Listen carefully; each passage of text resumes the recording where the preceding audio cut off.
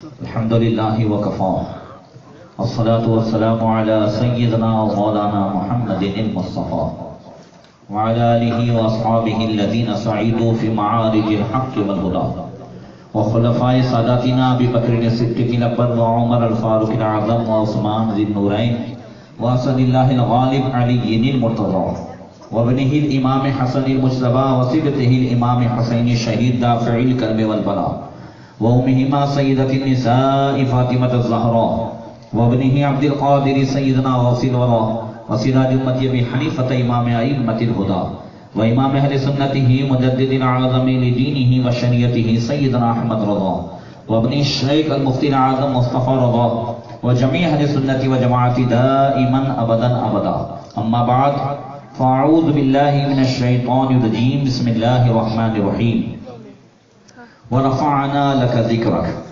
صدق اللہ مولانا العظیم وصدق رسولہ النبی الامین المکین الکریم. بارگاہ رسول والے رسول میں درود پاک کا امتحان پیش کریں. اللہم صلی علی سیدنا مولانا محمد معدن الجود والکرم وآلہ وصحبہ وآلہ وسلم صلاۃ و سلام علیک یا رسول اللہ.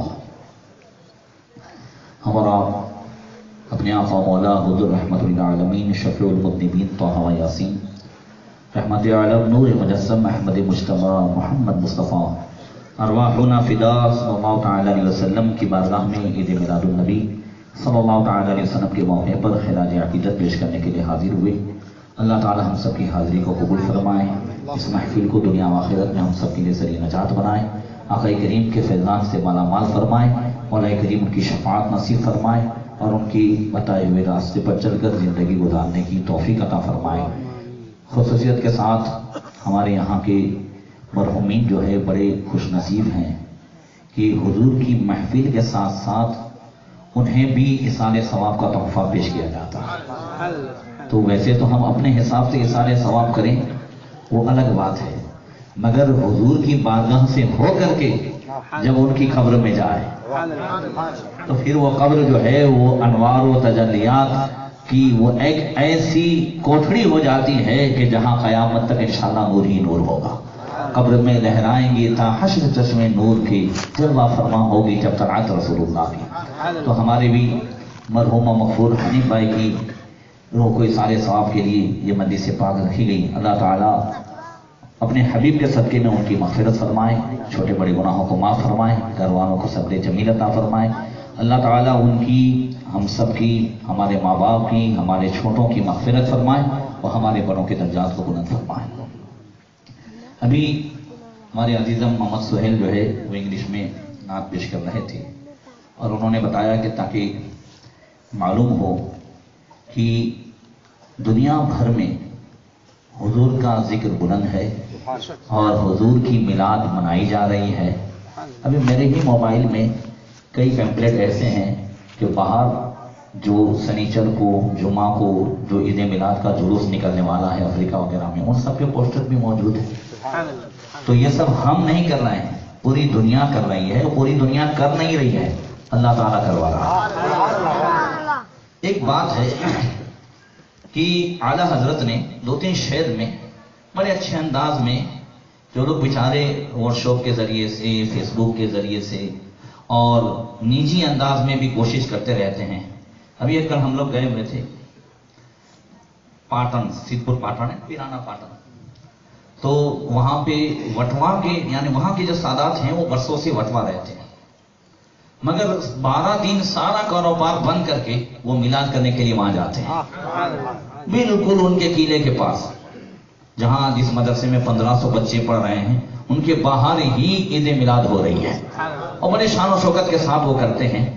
اور خود جو ہے خود کا پیسہ تقریباً نہیں تو میرے خیال سے 3-3.5 لاکھ روپے وہ خرچ کرتے ہوں گے. وہ پوری فیملی سب اسی میں لگے ہوئے ہیں. تو کل انہوں نے ایک بات بتائی، ہمیں بہت تعجب بھی ہوا کہ وہ لوگ بہت کوشش کرتے ہیں روکنے کی مگر روک نہیں پاتا، دن بدن بڑھ رہا ہے. تو بولے ہر سال ہم یہاں آتے اور ایک مزدور ہے بیچارہ غریب ہے تو اس کو ہم لوگ رکھ لیتے، 12 دن دیں گے لانا کچھ کام کرنا، تو اس کو ہم اچھی طرح وہ بھی دے دیتے تھے، اس کا بھی کام بن جاتا تھا اور ہمارا بھی اچھا رہتا تھا، مزدور تھا. تو بولے اس کو کچھ نہیں تو ایک سال سمجھا بجھا کر کے 40 دن کی جماعت میں بھیج دیا کہ کم سے کم اس میں تو نہ رہے. یعنی روکنے کے بھی انداز دیکھیں. تب مجھے اعلیٰ حضرت کی یہ شعر اور قرآن کی آیت، اس لیے کہ اعلیٰ حضرت کے شعر قرآن کی آیت کے بغیر تو ہوتے نہیں ہیں، تو پھر حدیثیں اور سہیل کی یہ نعت یہ سب ملا کر کے میں نے جو ہے کہا کہ آج اس تعلق سے میں بتاؤں تاکہ ہمارے بھی دل و دماغ صاف ہو جائے. اور میں بہت ہی نرم انداز سے سمجھانا چاہتا ہوں کہ دوسری محنت جو ہے دوسرے انداز سے کریں. ہمارے سماج میں بہت ساری خرابیاں ہیں، ان خرابیوں کو دور کرنے کی کوشش کریں. جس کو اللہ تعالیٰ بڑھاتا ہو تو اللہ کے سامنے لڑنے کی کوشش نہ کریں. توجہ ہے، اس لیے کہ حضور کے ذکر کو ہم نہیں بڑھاتے، اور کوئی حضور کے ذکر کو بڑھا کر کے بڑھا نہیں سکتا حضور کو. حضور تو پہلے ہی سے بڑے ہوئے ہیں. اللہ فرماتا ہے وَرَفَعْنَا لَكَ ذِكْرَكَ، پیارے میں نے تیرے ذکر کو بلند کر دیا. تو ایک دن جبریل امین علیہ الصلوۃ والتسلیم حضور کی بارگاہ میں آئے اور عرض کی یا رسول اللہ. حضور کا رب ارشاد فرماتا ہے کہ آپ جانتے ہیں، اللہ فرماتا ہے کہ آپ جانتے ہیں کہ کیف رفعت ذکری، میں نے آپ کے ذکر کو کیسے بلند کیا ہے. تو حضور فرماتے ہیں اللہ اعلم، اللہ بہتر جانتا ہے. تو اللہ ارشاد فرماتا ہے، جبریل امین کہتے ہیں اللہ فرماتا ہے کہ جعلت تمام الایمان بذکرک معی اذا ذکرت معی فمن ذکرک ذکرنی. پیارے میں نے تمہارے ذکر کو اپنے ذکر کے ساتھ ایمان کی نشانی بنا دیا ہے. بلند آواز سے ایمان کی نشانی بنا دیا ہے. تو پھر میں نے اپنے ذکر کے ساتھ تمہارے ذکر کو ایسا ملا دیا ہے کہ جس نے آپ کو یاد کر لیا ہے پیارے مصطفیٰ اس نے مجھے یاد کر دیا ہے. فمن ذکرک ذکرنی، پیارے جس نے آپ کو یاد کر لیا. اپوزٹ نہیں ہے، عبارت یوں بھی ہو سکتی تھی. اللہ یوں بھی فرما سکتا تھا کہ میں نے آپ کے ذکر کو اپنے ذکر کے ساتھ ملا دیا ہے. تو فمن ذکرنی ذکرک، پیارے جس نے مجھے یاد کر لیا نا اس نے آپ کو یاد کر لیا. ایسا نہیں فرمایا. ایک ہے یا اللہ، ایک ہے یا رسول اللہ. ذرا بلند آواز سے یا اللہ اور یا رسول اللہ. اگر یہ فرمایا ہوتا کہ فمن ذکرنی ذکرک، یعنی جس نے مجھے یاد کر لیا نا اس نے آپ کو یاد کر لیا، تو یہ ہوتا یا اللہ. تو پھر یا اللہ میں رسول اللہ کا ذکر نہیں ہے نہیں ہے. تو فمن ذکرک ذکرنی، پیارے جس نے آپ کو یاد کر لیا اس نے مجھے یاد کر لیا. تو یا اللہ کہنے والا یہ دونوں کو یاد کرنے والا نہیں ہوا، مگر جس نے ایک مرتبہ یا رسول اللہ کہہ دیا اس نے اللہ کو بھی یاد کر لیا اور اس نے رسول اللہ کو بھی یاد کر لیا. اعلیٰ حضرت فرماتے ہیں کہ ذکر خدا جو ان سے جدا چاہو نجدیو، واللہ ذکر حق نہیں کنجی سقر کی ہے. وہ فرماتے ہیں تو گھٹائے سے کسی کے نہ گھٹا ہے نہ گھٹے، جب بڑھائے تجھے اللہ تعالی تیرا. اور پھر جب اللہ بڑھائے تو کوئی گھٹا سکتا ہے؟ تو دوسرے شعر میں فرماتے عقل ہوتی تو خدا سے نہ لڑائی لیتے، عقل ہوتی تو خدا سے نہ لڑائی لیتے. یہ گھٹائیں اسے منظور بڑھانا تیرا، مٹ گئے مٹتے ہیں مٹ جائیں گے آگا تیرے، نہ مٹا ہے نہ مٹے گا کبھی چرچا تیرا.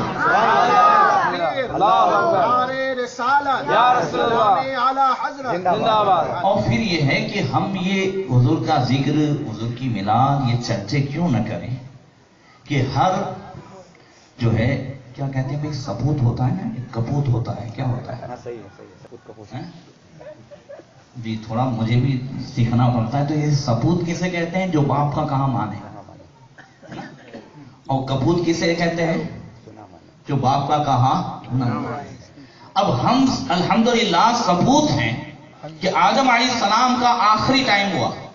ذرا بلند آواز سے کہتے ہیں آدم علیہ السلام کا آخری ٹائم ہوا. تو حدیث میں ہے حضرت کعب احباب فرماتے ہیں کہ اقبل آدم علی ابن شیث فقال اے بنی انت خلیفتی من بعدی فخذها بعمارة التقوى والعروة الوثقى فكلما ذكرت الله فاذكر الى جنبه اسم محمد صلی اللہ تعالی علیہ وسلم. جب حضرت آدم علیہ السلام کا آخری ٹائم ہوا تو حضرت شیش علیہ السلام کی طرف حضرت آدم علیہ السلام متوجہ ہوئے اور خاص وصیت کرتے ہوئے فرمایا بیٹے میرے بعد میرے خلیفہ تم ہوں گے.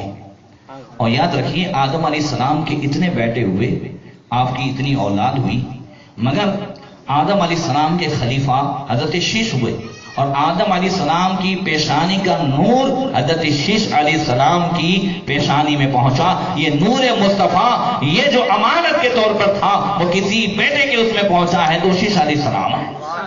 تو شیش علیہ السلام سے کہتے ہیں بیٹا میرے بعد خلیفہ تم رہو گے, میرے نائب تم بنو گے. اس خلافت کو تقویٰ اور پرہیزگاری, اللہ سے ڈر اور ساتھ میں مضبوطی کے ساتھ اسے پکڑے رکھنا, اور ایک وصیت یاد رکھنا کہ جب جب اللہ کا ذکر کرنا تو ساتھ میں محمد رسول اللہ کا بھی ذکر ضرور کر لینا. کیوں؟ تو کہتے ہیں اس لیے کہ میں نے رأیت اسم محمد علی قوائم العشر مکتوبا وَأَنَا بَيْنَ الرُّوحِ وَالدِّينِ کہ میں نے محمد رسول اللہ کا نام عرش کے ستونوں میں لکھا ہوا دیکھا جبکہ میں اس وقت پانی اور مٹی کے درمیان تھا. اللہ اکبر. پھر فرمایا ثم انی تبت السماوات فلما رفع السماوات موضعا الا وجدت اسم محمد مکتوبا علیہ.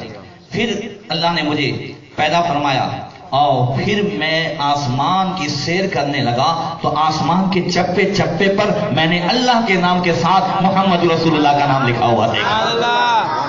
اور پھر فرماتے ہیں ثم ان اسکننی ربی فی الجنہ پھر میرے رب نے مجھے جنت میں رکھا.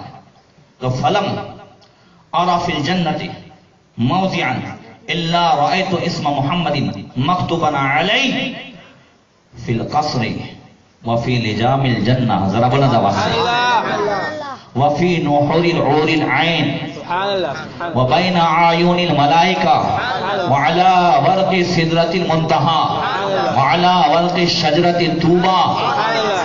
حضرت آدم کہتے ہیں پھر اللہ نے مجھے جنت میں رکھا تو میں نے جنت کی ہر پردے پر, میں نے جنت کی ہر پتے پر, ہر درخت پر, یہاں تک کہ سدرۃ المنتہی جو بڑا درخت ہے اس میں بھی میں نے ہر پتے پر لا الہ الا اللہ کے ساتھ محمد رسول اللہ لکھا ہوا دیکھا. میں نے شجرہ طوبہ, یہ شجرہ طوبہ جنت میں وہ درخت ہے کہ جس کی جڑ حضور کے محل میں ہوگی, بلند آواز سے, اور اس کی شاخیں ہر جنتی کے محل میں ہوگی.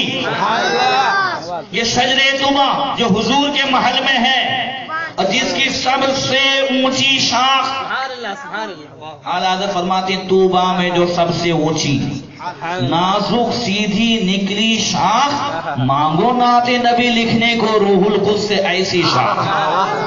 حضور کی تعریف کرنی ہے, ہوتا ہے کہ جس کو اللہ نے دیا ہے تو اپنے محبوب کی تعریف کریں گا. سون کے پین سے لکھوں گا, چاندی کے پین سے لکھوں گا, میں بھاری پین سے لکھوں گا, ایک سے ایک. بھائی لکھائی تو 5 روپے والی سے بھی وہی ہونے والی ہے, صحیح ہے. اور کوئی اگر 5 لاکھ کی پین سے لکھے تو بھی, مگر اس سے جس کی شان میں لکھے, ایک جو ہے اس کی تعظیم, ایک اس کی اہمیت. تعظیم کے ساتھ ساتھ کیا ہے؟ اہمیت. یہ 5 لاکھ کی قلم سے لکھا گیا, یہ وہ ہے جو 5 لاکھ کی.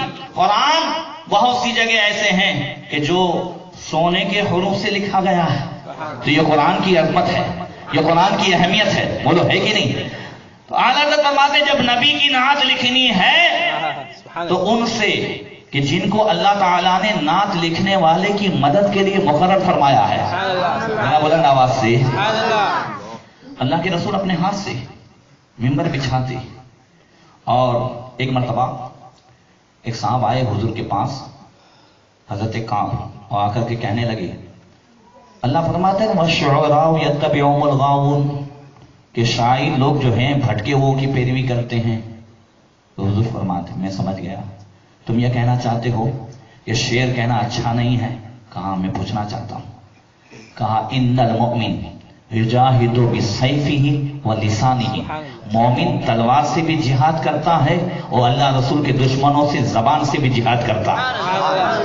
تلوار سے بھی جہاد اور اشعار کہہ کر کے زبان سے بھی جہاد کرتا ہے, اور وہ جو زبان سے جہاد ہے, وہ جو زبان کی مار ہے, وہ ڈائریکٹ دلوں میں اترتی ہے. آقا فرماتے ہیں کہ اب اے حسان تو بھی میری طرف سے انہیں جواب دے, ان اللہ تعالی یؤید بروح القدس کہ حسان بن ثابت کی مدد اللہ تعالیٰ جبریل امین کے ذریعے سے فرماتا. تو حضرت کعب جو پوچھنے آئے تھے نا, مجھے یاد آیا, پوچھنے آئے تھے تو انہوں نے کہا یا رسول اللہ تو پھر کوئی واندھا نہیں نا شعر کہنے میں؟ کہا کوئی نہیں. کہا ابھی ابھی میں نے. یہ کون تھے معلوم ہے؟ جنہوں نے پوری زندگی حضور کے خلاف اشعار کہے. مکے میں ان کا دھندا یہ تھا کہ حضور ہجرت کر کے گئے تو بعد میں یہ ایک کام کرتے تھے، شاعری کر کر کے حضور کے خلاف پڑھتے، حضور کے خلاف سب کو اکساتے. اور جب مکہ فتح ہوا تو حضور نے اعلان کر دیا یہ جہاں بھی ملے نا اس کو ختم کر دو. اب ایک دن حضور بیٹھے ہوئے تھے اور وہ آئے اور انہوں نے آ کر یہ پہلے تو مسئلہ پوچھا اور پھر بعد میں کہا یا رسول اللہ میں وہی ہوں. فرمایا میں نے معاف کیا. ذرا بلند آواز سے میں نے معاف کیا. جب اتنا فرمایا میں نے معاف کیا، کہتے ہیں یا رسول اللہ اب آپ کی شان میں ابھی تک خلاف، اب آپ کی شان میں نے کچھ اشعار کہے ہیں، اجازت ہو تو میں کہہ دوں. یہ قصیدے بانت، پورا جو قصیدہ آپ نے پڑھا ہوگا، بہت بڑا قصیدہ جو ہر مدرسے میں پڑھایا جاتا ہے جی، وہ پورا قصیدہ انہوں نے تفصیل کے ساتھ لکھا. اس میں ایک شعر تھا کہ جس شعر کو سن کر کے حضور نے اپنی چادر مبارک ان کو تحفے میں عطا فرما دی. وہ شعر کون سا تھا؟ ان الرسول نور، ذرا بلند آواز سے، ان الرسول نور یستضع بی، بے شک یہ رسول نور ہے جن سے روشنی حاصل کی جاتی ہے. محنت بسیف اللہ المسلول، کہ وہ اللہ کی تلواروں میں سے ایک ہندی تلوار ہے، وہ چمکتی ہوئی تلوار ہے. تو کہنا یہ ہے کہ یہ اشعار کہ جن کے ذریعے سے اللہ تبارک و تعالی اپنے محبوب صلی اللہ علیہ وسلم کی حقیقت میں کوئی یوں حمایت نہیں کر سکتا، مگر حقیقت میں حضور کی تعریف کر کے تعریف کرنے والا خود بلند ہو جاتا ہے. مائن مدحت محمدن بمقالتی ولیکن مدحت مقالتی بمحمدی. امام بوصیری فرماتے ہیں میں حضور کی نعتیں بیان کر کے، میں حضور کی تعریف کر کے میں حضور کو بڑھا نہیں سکتا. حضور کی نعتیں بیان کرتے کرتے میری تعریف ہونے لگتی ہے، میرا نام ہونے لگتا ہے. اعلیٰ حضرت فرماتے ہیں رضا نعت نبی نے وہ بلندیاں بخشی کہ لقب زمین فلک کا ہوا سمائے فلک. تو اعلیٰ حضرت کہتے ہیں کہ جب روح الامین کے ذریعے سے تائید ہوتی ہے تو ان سے وہ شاخ مانگے جو شجر طوبہ، حضور کے محل میں جو درخت ہے. حضرت آدم علیہ السلام فرماتے ہیں کہ اے بیٹے میں نے اس درخت کے پتے پتے پر بھی اللہ کے نام کے ساتھ محمد رسول اللہ کا نام لکھا ہوا دیکھا. میں نے حوروں کی پیشانیوں میں بھی اللہ کے نام کے ساتھ محمد رسول اللہ کا نام لکھا ہوا دیکھا. میں نے فرشتوں کی آنکھوں کے درمیان میں نے اللہ کے نام کے ساتھ محمد رسول اللہ نام لکھا ہوا دیکھا. تو پیارے فرشتے ہر وقت جن کا ذکر کرتے رہتے ہیں، تم بھی جب جب اللہ کا ذکر کرو ساتھ میں محمد رسول اللہ کا تذکرہ کر لیا کرو. اعلیٰ حضرت فرماتے ہیں پہ تازہ چھیڑ چھاڑ، فرش پہ طرفہ دھوم دھام، کان جھیدل لگائیے پیارے تیری ہی داستان ہے. سبحان اللہ، تکبیر، اللہ اکبر، نعرہ رسالت یا رسول اللہ، مسلک اعلی حضرت زندہ باد، سرکار کی آمد مرحبا. سبحان اللہ. آؤ ایک حدیث اور سناؤ.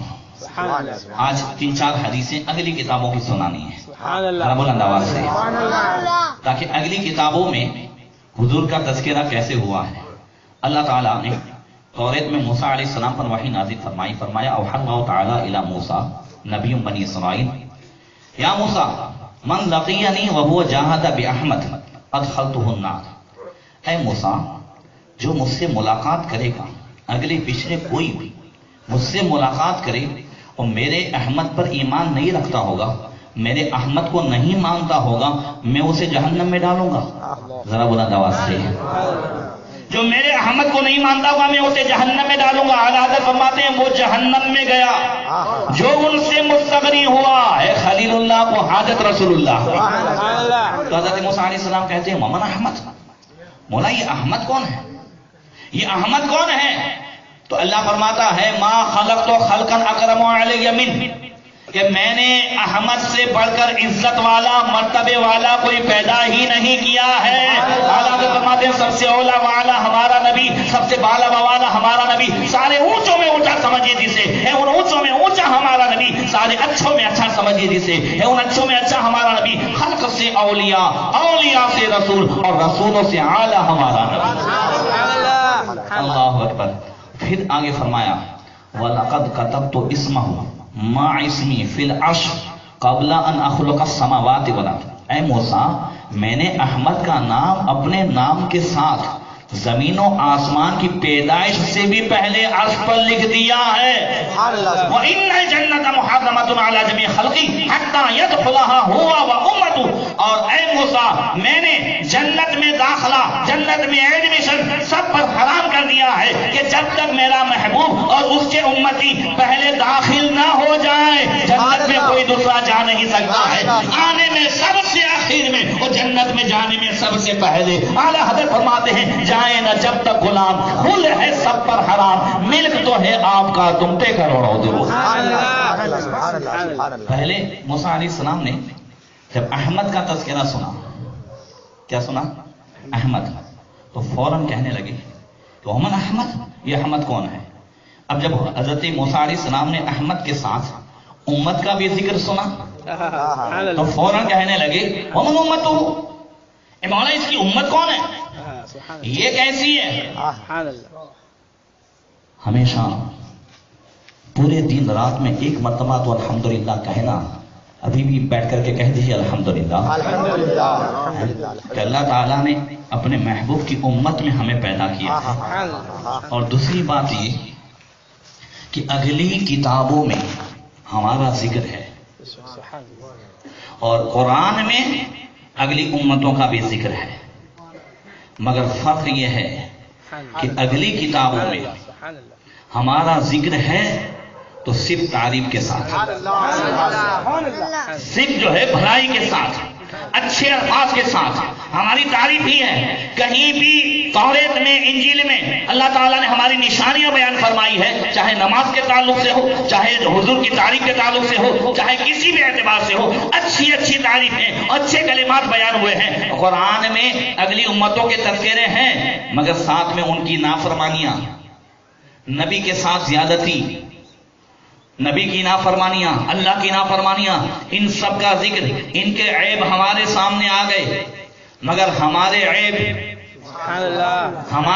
کسی کے سامنے نہیں. کل قیامت کے دن بھی ساری امتوں کا حساب کھلم کھلا، اس امت کا حساب پردے سے ہوگا. اعلیٰ حضرت کے بھائی فرماتے ہیں آج جو عیب کسی پہ نہیں کھلنے دیتے وہ کب چاہیں گے کہ حشر میں میری رسوائی ہو.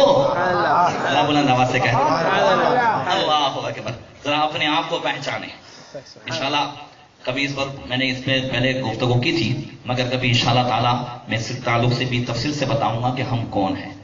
حضرت موسیٰ علیہ السلام کہتے ہیں ومن امت، یہ احمد کی امت کون ہے؟ تو اللہ تعالیٰ ارشاد فرماتا الحمدون وذکر صفتہم. بہت ساری صفتیں بیان ہوئی اور فرمایا احمد کی امت زیادہ سے زیادہ حمد کرنے والی ہے، زیادہ سے زیادہ شکر کرنے والی ہے. یہ حمد کرنے والی امت ہے. ذرا بلند آواز سے یہ آج یہ 12 دن، یہ پورا مہینہ، یہ سال بھر، یہ جو بھی محفل میلاد ہیں اصل میں حمد ہی کا نام محفل میلاد ہے. ہم اللہ کا شکر ہی ادا کرنے کے لیے بیٹھتے ہیں. ہم اس لائق نہیں مگر اللہ نے اپنے محبوب کی امت کے لیے چنا اور ہمیں محبوب عطا فرمایا تو ہم یہ جو کچھ کر رہے ہیں وہ اس کا شکر ادا کر رہے ہیں.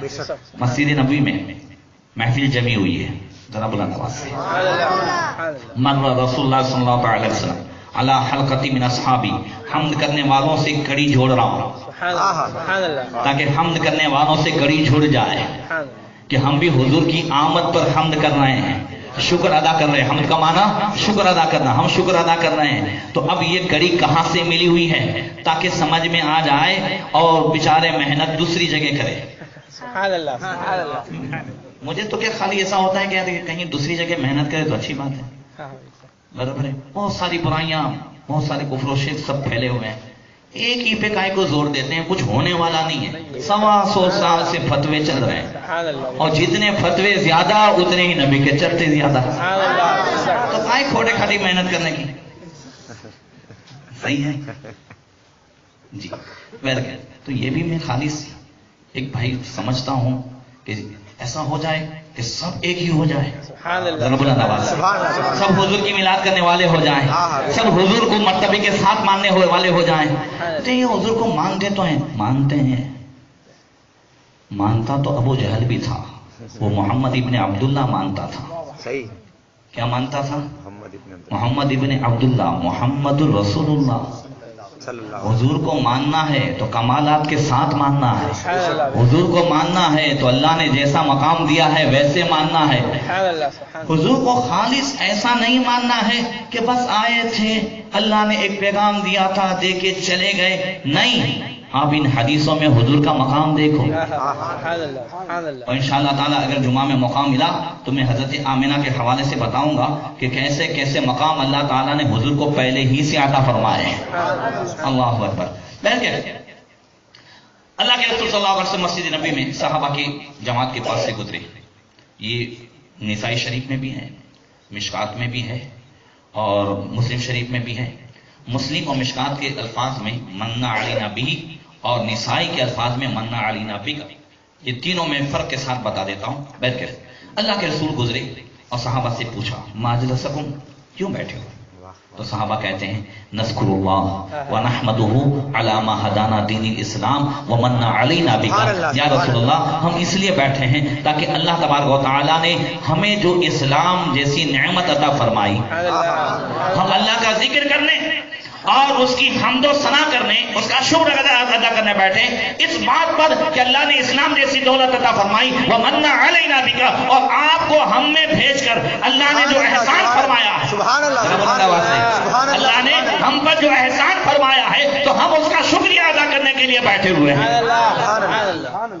تو حضور فرماتے ہیں اللہ ما اجلسکم الا ذلک، خدا کی قسم کھاؤ اس کے لیے بیٹھے ہو. اب صحابہ بھی اللہ ما جلنا الا بذلک، یا رسول اللہ قسم خدا کی ہم اسی لیے بیٹھے ہیں تاکہ اللہ کا شکر ادا کریں، اللہ کا ذکر کریں، ہم اللہ کی یاد کے لیے اللہ کی حمد کے لیے بیٹھے ہیں. اب حضور فرماتے ہیں نرمی سے واللہ انی لم استحلکم تہمتا ولکن اتانی جبریل فاخبرنی ان اللہ عز وجل یباہی بکم الملائکہ.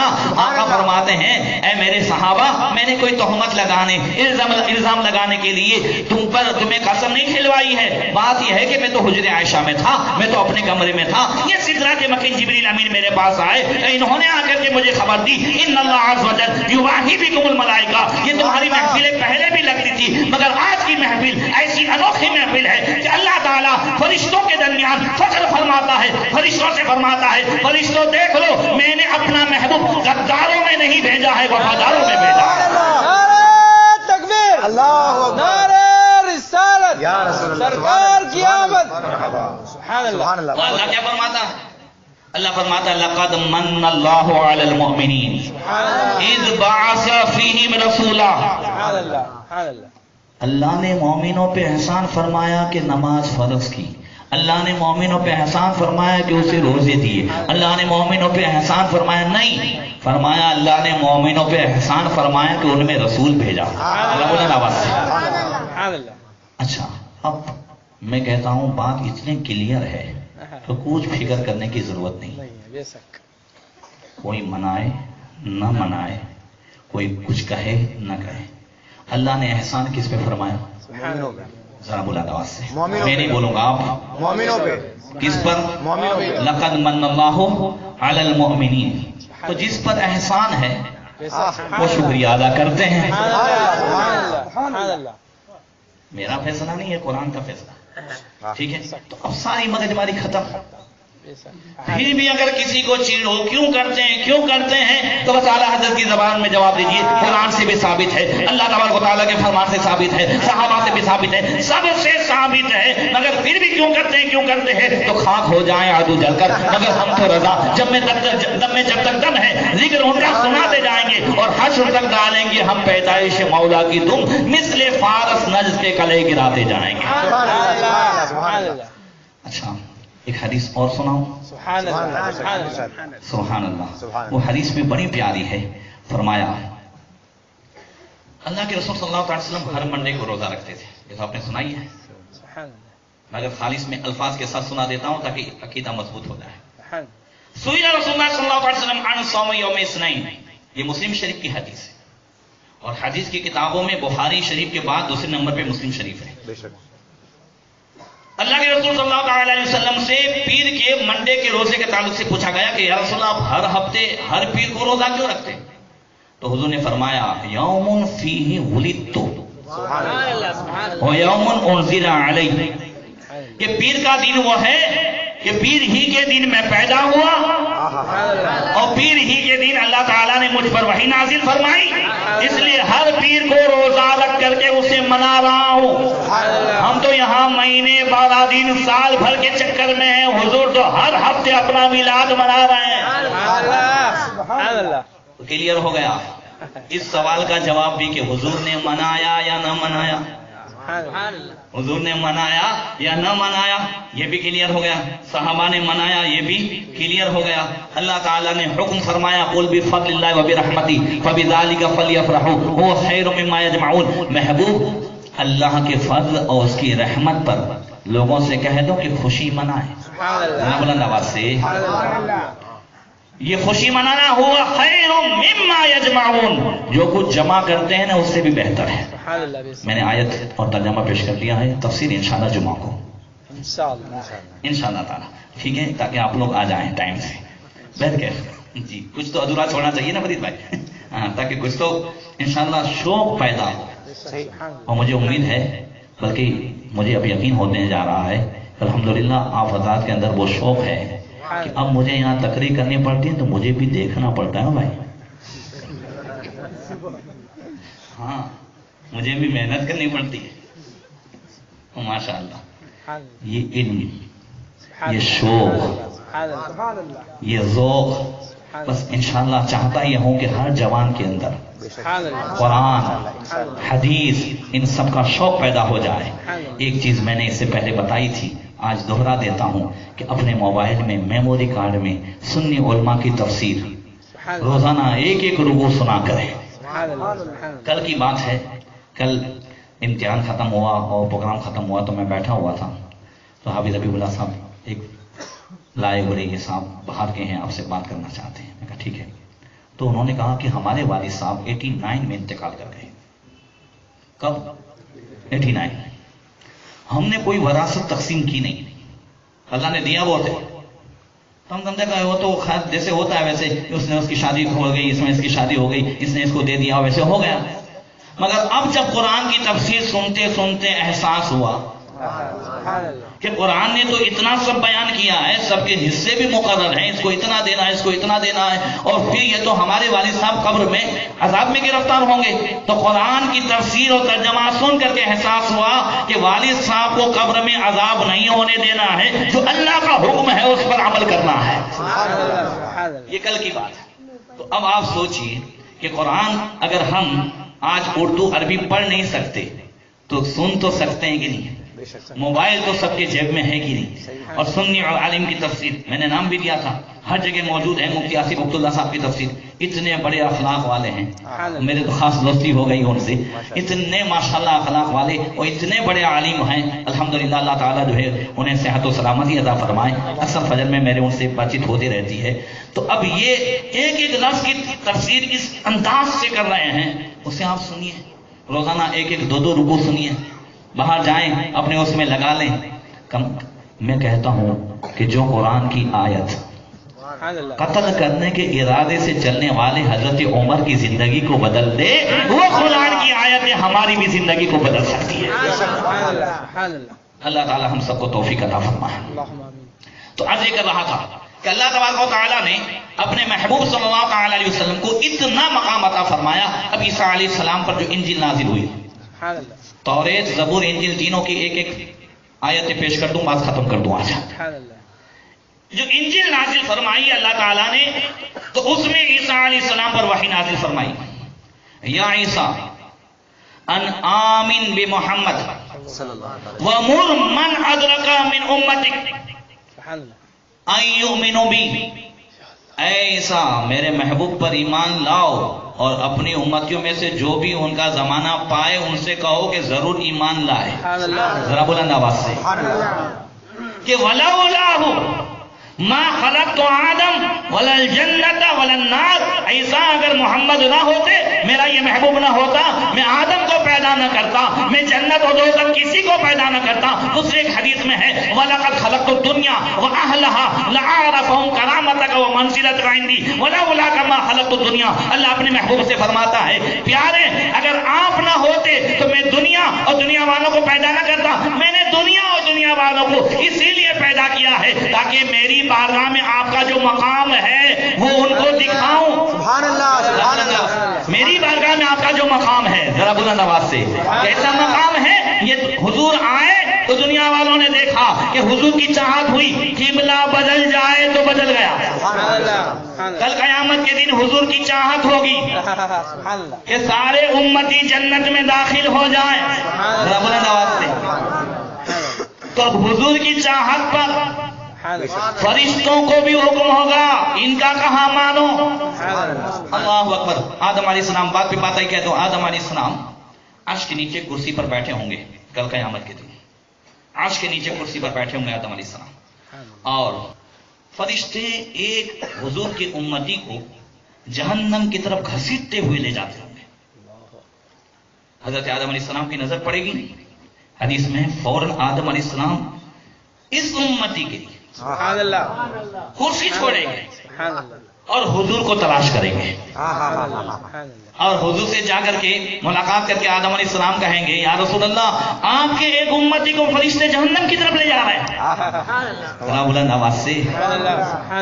اچھا ہم سارے نبیوں کے پیارے ہیں، کوئی ایک کیس ہو، کسی پر کیس ہو تو اب اس میں جو اس کا گواہ ہو تو گواہ کی وہ قدر کرے گا کہ نہیں؟ ہمارے لفظ میں کہتے گواہ کو تو سچوے گا کہ نہیں بھائی، کہ گواہ کی قدر ہے۔ تو اب اللہ تعالیٰ نے اس امت کو سارے نبیوں کے لیے گواہ بنایا ہے۔ وَكَذَلِكَ جَعَلْنَاكُمْ أُمَّةً وَسَطًا لِتَكُونُوا شُهَدَاءَ عَلَى النَّاسِ، لوگوں پر گواہی پیش کرے گی یہ امت۔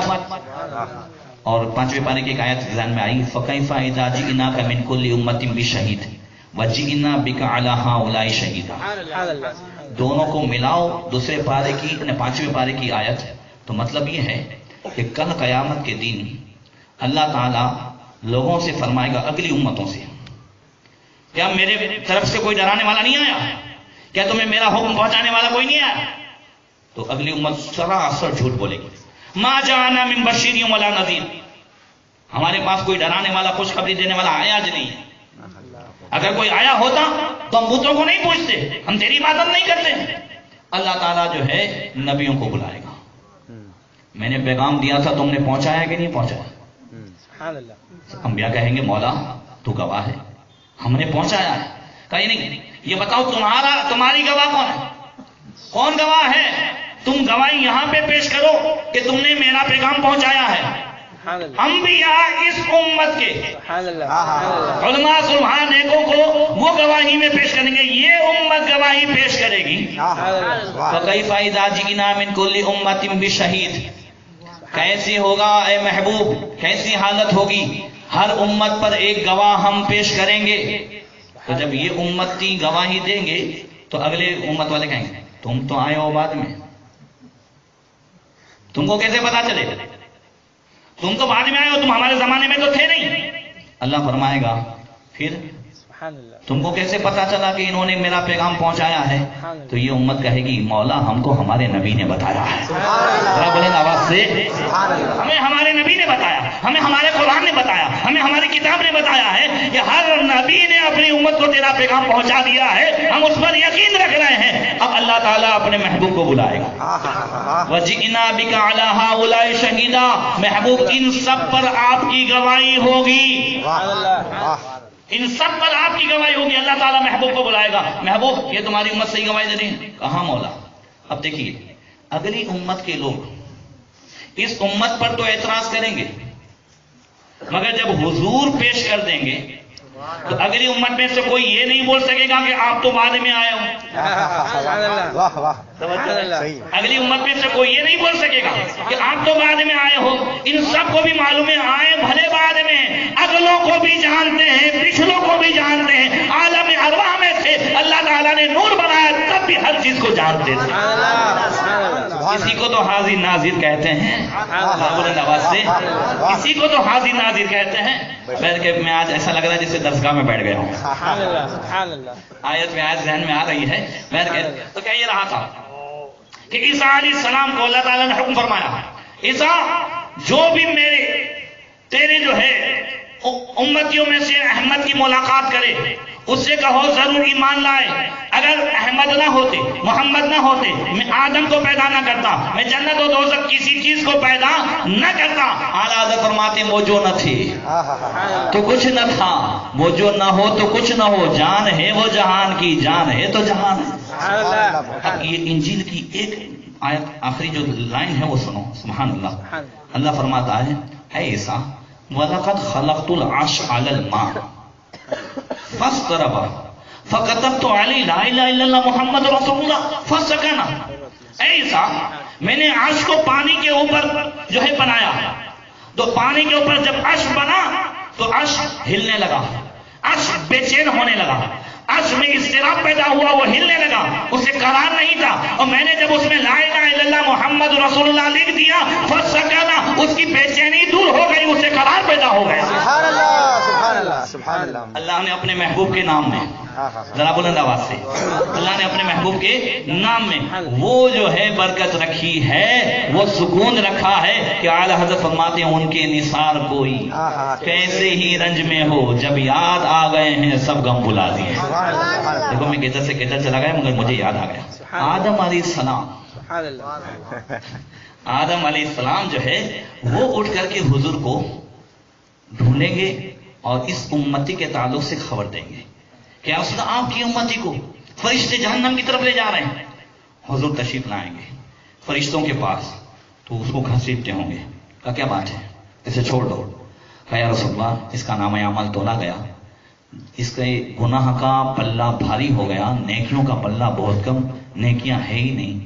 یا رسول اللہ خدا کا حکم ہوا، ہم تو اللہ کے حکم پر جہنم کی طرف لے جا رہے ہیں۔ حضور صلی اللہ علیہ وسلم سجدہ ریز ہوں گے، اللہ اکبر، اللہ کی بارگاہ میں عرض کریں گے مولا تو نے فرمایا تھا کہ سنرضیک فی امتک ولا نسوک، پیارے ہم تجھے تیری امت کے بارے میں اتنا دیں گے کہ راضی ہو جاؤ گے، تمہیں ہم ناراض نہیں کریں گے۔ وَلَا سَوْفَ يُعْطِيكَ رَبُّكَ فَتَرْضَىٰ، پیارے تمہارا رب تمہیں اتنا دے گا کہ راضی ہو جاؤ گے۔ مولا اسی وقت میں نے جبریل امین سے کہا تھا کہ میرا ایک امتی بھی اگر جہنم میں رہا تو میں راضی نہیں ہوگا۔ مولا تیرا وعدہ ہے، پروردگار اس میرے امتی کو بخش دے۔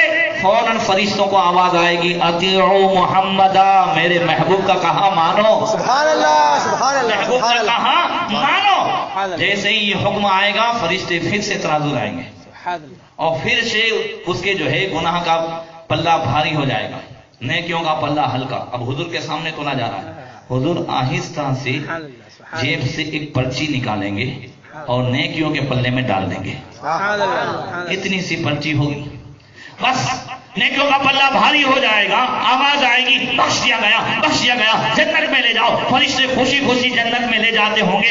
اب وہ کھڑا ہو جائے گا، فرشتوں سے کہے گا مجھے ذرا بات تو کر لینے دو، جنہوں نے مجھ پر اتنا بڑا احسان فرمایا ہے پہچان تو لینے دو۔ کہا آپ کون ہیں؟ جنہوں نے اس عالم میں میری مدد فرمائی ہے۔ کہا میں ہی تیرا وہ نبی ہوں، میں ہی تیرا نبی ہوں، میں ہی محمد ہوں۔ ہاں سن، یہ جو میں نے پرچی ڈالی ہے یہ تیرا وہ درود پاک تھا جو ہے دنیا میں مجھ پر پڑھا کرتا تھا، یہ رائے گا نہیں گیا ہے، ضائع نہیں گیا ہے، میں نے سنبھال کے رکھا ہے۔ اسی درود کی برکت سے تیرا نیکیوں کا پلہ بھاری ہو گیا۔ نعرہ تکبیر، نعرہ رسالت، سرکار کی آمد۔ پورے نقشے کو اعلیٰ حضرت کھینچ رہے ہیں، لقمہ دینا میں بھول جاؤں تو بے بسی ہو جب مجھے پرشش اعمال کے وقت، پورا واقعہ سامنے رکھو، اعلیٰ حضرت نقشہ کھینچ رہے ہیں، بے بسی ہو جب مجھے پرشش اعمال کے وقت، دوستو کیا کہوں اس وقت تمنا کیا ہے، کاش فریاد میری سن کے یہ فرمائے حضور، ہاں کوئی دیکھو کیا شور ہے، ہوگا کیا ہے، کون آفت زدہ ہے، کس پہ بلا ٹوٹی ہے، کس مصیبت میں گرفتار، صدمہ کیا ہے، کس سے کہتا ہے کہ للہ خبر لیجئے میری، کیوں ہے بیتاب، یہ بے چینی کا رونا کیا ہے، اس کی بے چینی سے ہے خاطر اقدس پہ ملال، بے بسی کیسی ہے پوچھو کوئی گزرا کیا ہے.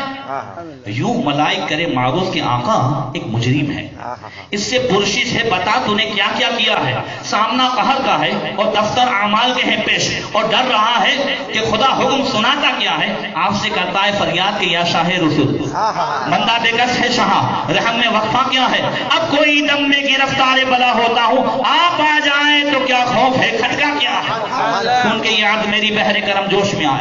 یوں ملائکہ ہو اشارت ٹھہرنا کیا ہے، کس کو تم مرید آفات کیا جاتے ہو، ہم بھی تو آگے ذرا دیکھیں گے تماشا کیا ہے.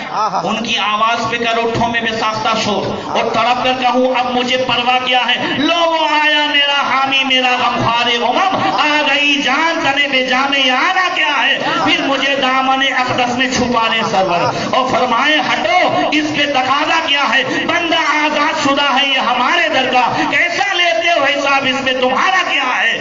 یہ سما دیکھ کے محشر میں اٹھے شور کے بعد، چھوڑ کر مجھ کو فرشتے کہیں محکوم ہے ہم، حکم والا کی نہ ہو تعمیل زہرا کیا ہے. یہ سما دیکھ کے محشر میں اٹھے شور کے بعد، چشمے بد دور ہو کیا شان ہے، رتبہ کیا ہے، صدقے اس رحم کے اس سایہ دامت پہ نثار، اپنے بندے کو مصیبت سے بچایا کیا ہے، اے رضا جانے عنادل تیرے نغموں کے نثار، بلبل باغ مدینہ تیرا کہنا کیا ہے. نعرے تکبیر، نعرے رسالت، عشق محبت، عشق محبت. آؤ آخری زبور والی آیت بھی سنا دوں تاکہ توریت انجیل اور زبور یہ سب بھی جو ہے مکمل ہو جائے. انشاءاللہ قرآن کی آیتیں تو میں نے پہلی تقریر میں سنائی تھی، تو چاروں کتاب کی ہو گئی کہ نہیں ہو گئی، ذرا بلند آواز سے کہہ دو اللہ اکبر. بند تو نہیں ہو گئی جی جی مجھے جو ہے اصل میں یاد بھی نہیں رہتا. کل اچانک پرسوں ایک پیٹلات جا رہا تھا تو دیکھا، حالانکہ آج کا پروگرام تو یاد دیا تھا، سوچا تھا کہ کل راجستھان جانا ہے تو آرام کروں گا. دیکھا تو احمد آباد سے بھی پوسٹر ہے، اس میں میرا نام ہے. تو میں نے فون کر کے پوچھا تو بولے آپ نے دیا تھا. میں کہا ٹھیک ہے تو پہنچے گے صاحب، دیا تھا تو خیر بہر کے مجھے وہاں پہنچنا ہے.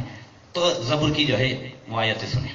اب اللہ تعالیٰ فی الزبور یا داؤد انہو سیاتی بعدک صادقا نبیا من اسمو احمد و محمد لن اغضب علیہ ابدا ولا یعصینی ابدا. ذرا بلند آواز سے کہہ. اللہ تعالیٰ نے زبور میں یہ آیت نازل فرمائی، حضرت داؤد علیہ السلام پر وحی نازل فرماتے اللہ فرماتا اے داؤد ان قریب تمہارے پاس وہ نبی آئیں گے جن کا نام احمد و محمد ہوگا. لن اغضب علیہ ابدا، کبھی میں ان سے ناراض نہیں ہوں گا. ذرا بلند آواز سے.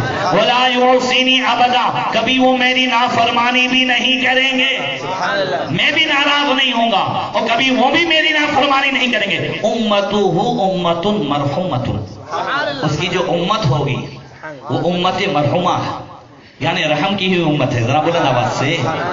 ہم کہتے ہیں مرحوم حنیف بھائی، مرحوم فلاں بھائی، اس کی امت مرحومہ ہوگی. اور